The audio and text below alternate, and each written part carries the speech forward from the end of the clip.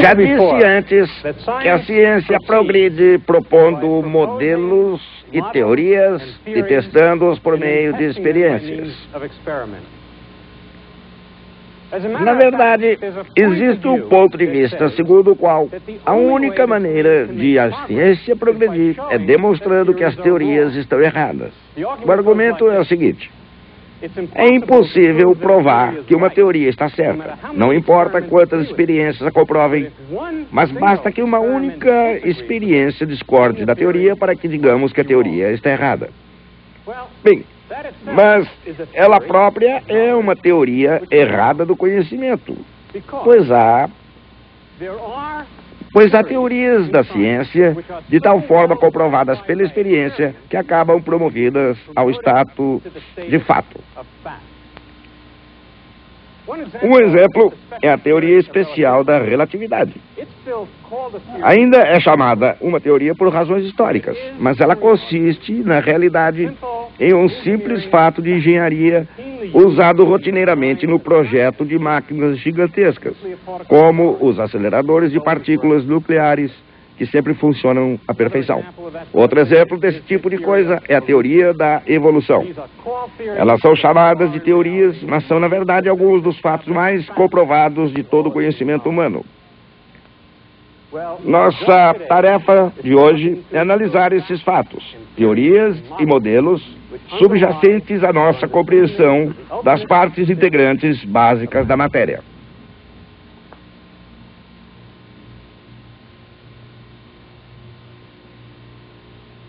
O longo e sinuoso caminho até o átomo, do próprio átomo ao seu núcleo, e na direção das partes integrantes básicas da matéria, é assinalado por marcos que são as teorias e os modelos. Este modelo mostrou átomos riscando o espaço, ricocheteando nas paredes e criando pressão no processo. Este outro ilustra como os átomos de gases interagem e como se unem em líquidos e sólidos. E este outro mostra os átomos formando moléculas. Aqui está o átomo, mostrado como um íon, no qual falta o elétron mais externo. Essa imagem ajudou a explicar a formação dos metais. Mas a questão permanece: por que existem tantos modelos? Em outras palavras, por que alguém simplesmente não observa e descobre com o que realmente um átomo se parece? Porque para que possa ser visto, um objeto precisa ser grande o suficiente para refletir a luz. E o maior átomo é 1000 vezes menor que uma onda de luz. No sentido literal, nenhum átomo jamais será visto. E para complicar ainda mais a situação, o núcleo é talvez 100.000 vezes menor do que um átomo. Mesmo assim, a função deste aparelho é investigar não a aparência de um átomo, nem mesmo a aparência do núcleo de um átomo. Sua função é investigar as partes internas dos prótons e nêutrons, que, por sua vez, são as partes internas do núcleo. Para isso, é necessária uma maquinária impressionante. Uma maquinária que existe aqui, no laboratório Fermi, perto de Chicago. Mas este trabalho exige também uma nova espécie de maquinária mental. Uma maneira de construir e testar modelos que permitam aos olhos da mente observar o que os olhos de verdade não podem ver. Essa maquinária, chamada a mecânica quântica, começou com um modelo do átomo de hidrogênio, proposto por Niels Bohr. No modelo de átomo de Bohr, o elétron só pode existir em certas órbitas, nas quais o elétron gira em torno do núcleo, como se fosse um planeta em redor do Sol. Louis de Broglie teve uma ideia de por que isto acontecia. Os elétrons são ondas que só podem existir em órbitas, onde interferem de maneira construtiva. E isto pode acontecer se a circunferência da órbita for igual ao comprimento de onda, ou 2 vezes o comprimento de onda, ou 3 vezes o comprimento de onda, ou ainda qualquer número inteiro, n vezes o comprimento de onda. Mas, por mais brilhante que fosse essa ideia, ela não seria ainda a última palavra. Erwin Schrödinger, um físico austríaco, compreendeu que, em vez de estar confinado a uma órbita, uma onda de matéria-elétron podia existir em qualquer lugar do espaço tridimensional. E ele formulou as regras para descrever esse comportamento.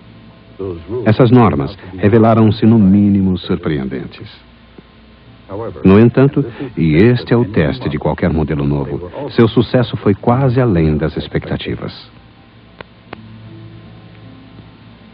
Acontece que a nova mecânica quântica de Schrödinger podia descrever o átomo de hidrogênio com a mesma precisão e detalhe do modelo de Bohr, e aí muito além.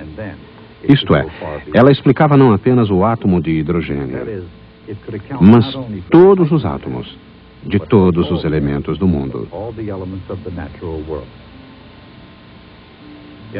Em outras palavras, a mecânica quântica de Schrödinger podia explicar nada menos que a tabela periódica dos elementos. Qual é, então, a natureza essencial dessa nova mecânica quântica? E qual a sua diferença do modelo de Bohr? Mesmo sem entrarmos em todos os detalhes, muita coisa pode ser compreendida com a simples aplicação do princípio de incerteza de Heisenberg. Por exemplo, um elétron tem pouca massa e deve, portanto, ocupar uma região relativamente grande do espaço.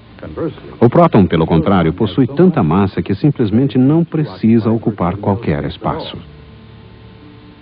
O resultado é o átomo de hidrogênio quântico mecânico, um minúsculo núcleo maciço cercado por uma nuvem que representa o elétron. Mais precisamente, a nuvem representa a provável posição do elétron. E essa probabilidade é maior perto do núcleo, diminuindo rapidamente à medida em que dele se afasta. No entanto, a probabilidade de encontrar o elétron numa determinada distância do núcleo aumenta a princípio só porque o volume de uma camada a essa distância aumenta. Ela atinge um valor máximo à medida em que a camada se expande, diminuindo novamente à medida em que a nuvem do elétron quase desaparece em grandes distâncias. Surpreendentemente, o raio do máximo de probabilidades é exatamente igual ao raio da primeira órbita do modelo do átomo de hidrogênio de Niels Bohr. E igualmente notável, sua energia é exatamente igual ao do estado de menor energia do átomo de Bohr. Esta é, portanto, a imagem, na mente do físico moderno, do estado de menor energia do átomo mais simples. O elétron ocupa uma nuvem em vez de uma órbita, mas o seu raio mais provável e também sua energia são exatamente iguais aos valores fornecidos pelo modelo de Bohr, surgido muito antes. Mas em qualquer parte do universo onde se encontre, o átomo de hidrogênio nem sempre é encontrado em seu estado de menor energia. Assim como o modelo de Bohr, o átomo quântico tem uma energia diferente para cada valor inteiro do número n. Essa energia resulta da forma da nuvem do elétron. Para n igual 1, o chamado estado básico, a forma é uma nuvem simétrica, idêntica em todas as direções. No caso de n igual 2, há um estado com uma nuvem esférica dupla, uma dentro da outra, mas para o mesmo valor de n e, portanto, a mesma energia, há também um estado com uma nuvem em forma de uma rosquinha de leite, que chega a parecer uma órbita.